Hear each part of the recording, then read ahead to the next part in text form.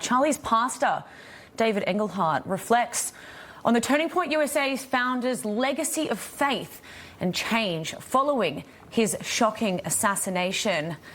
David Engelhardt is Charlie Kirk's pastor, and he joins us live to discuss this legacy more.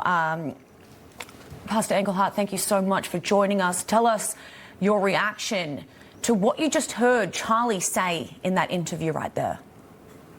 Thank you both for having me on. It's an honor to talk about Charlie and what he believed and what he stood for. I want to first say that our prayers are with Erica, his wife, and his 2 children, and the Turning Point USA staff that is hurting right now, and we love them all. If anyone wants to donate to support them, they can go to tpusa.com and support their family. But Charlie was a man of incredible faith. I met him in the summer of 2020 when he was really frustrated with the churches across the United States that were not standing up in the face of lockdowns and all of the backlash that was happening that summer. And he was a voice of courage for churches across the country. And he started to surround himself with other men of faith that were really courageous and bold, like Rob McCoy and others that were saying, we're not going to back down. And I think there was a synergy between their faith and Charlie's courage. And then when those two things met, there was a faith explosion in his heart. And, we have a horrible tragedy. John 10:10 says, "The thief comes to steal and kill and destroy. But Jesus said, I come that you would have life and life more abundantly." And I think what we're going to see with Charlie's stance, with his faith, with how courageous he was, that we're going to see an explosion of life. We're going to have 1 million Charlie Kirks rise up and love their country and love their families and love their churches and love their nation. And that will change the face of the United States, to have people that walk like Charlie, that are so committed deeply to their faith and committed deeply to their nation and their families. Yeah, talk about his faith. We often talk about political violence and how these stories are told. He was assassinated for his political ideology. But if you really know Charlie's message, it was rooted in the Holy Bible. It was rooted in faith. It was rooted in Jesus Christ. I mean, you could go farther than politics and say this was about his faith. This is about what he believed in. All he did, if you listen to his message, was tout Scripture, was tout biblical principle. And that's really what people ultimately on the other side, that we love him so much that many hated him for.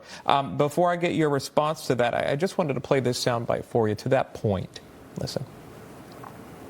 If you look around with creation, there are 15 fine-tuned measurements that if anyone went off by a micron, our entire existence would not exist. The tilt of the Earth, our proximity to the sun, our configuration of oxygen to carbon dioxide.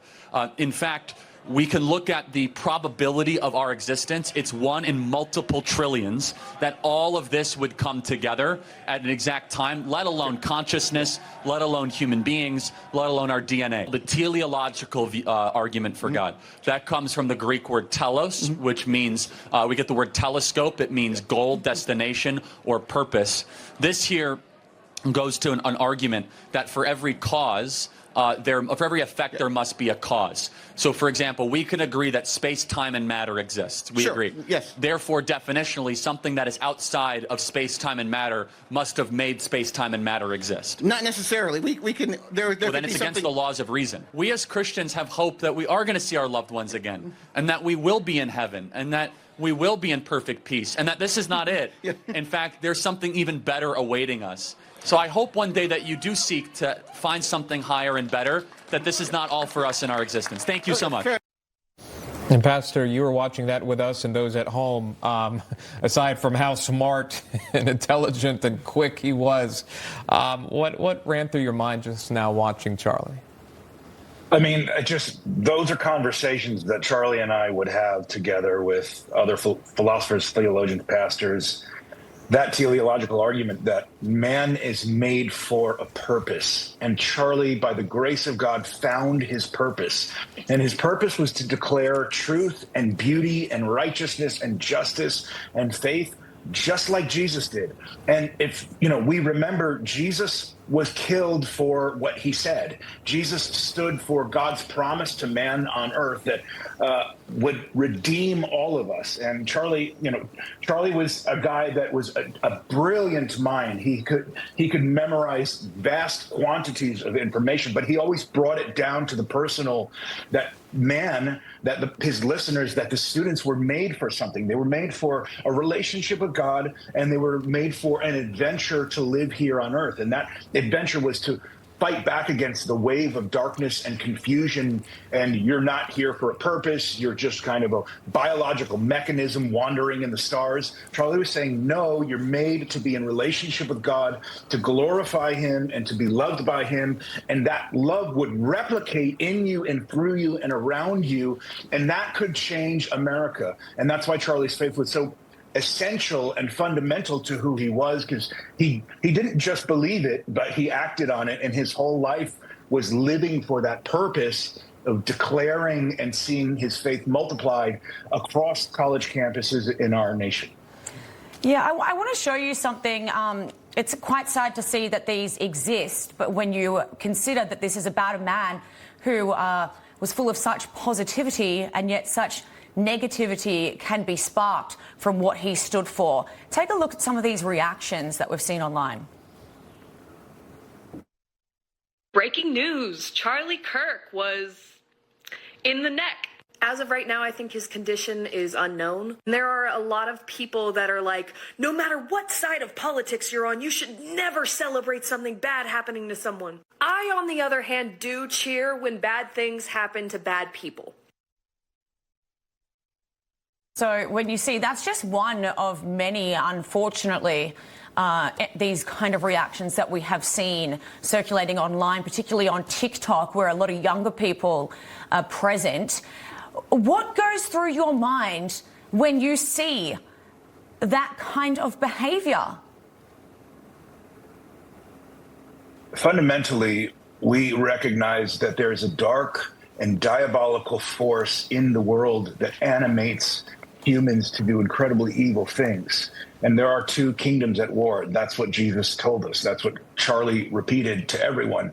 The scripture says in Ephesians that we fight not against flesh and blood, but against principalities and powers, spiritual forces of wickedness and darkness in the heavenly places. These diabolical forces animate people that are, I don't want to specify, but let's say on the left in Reddit, the people that are fueled with hatred, the people that are confused about, am I a boy or a girl? This is not merely a biological discussion. This is a spiritual discussion, and there's spiritual darkness that animates these people, that traps their minds in these arguments, and they think to themselves, Charlie is the enemy because he's saying something about me that's judgmental towards me. And Charlie's saying, no, I want to say the truth so that you can walk in freedom and you don't have to be a slave to the bondage and hatred that you're currently walking in. So whenever I see those things, I know a lot of people have been really angry at those people.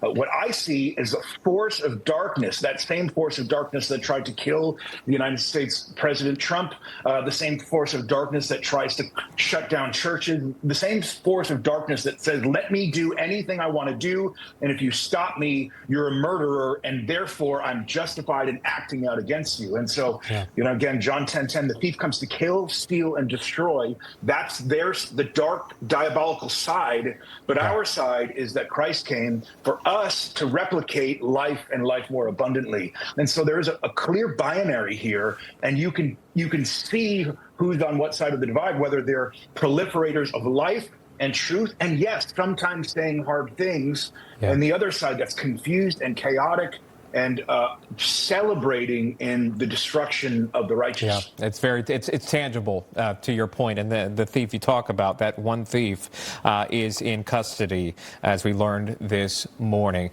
That is Pastor David Engelhardt, Charlie Kirk's pastor. Thank you, Pastor. Good to see you. Thank you for those words. Thank you.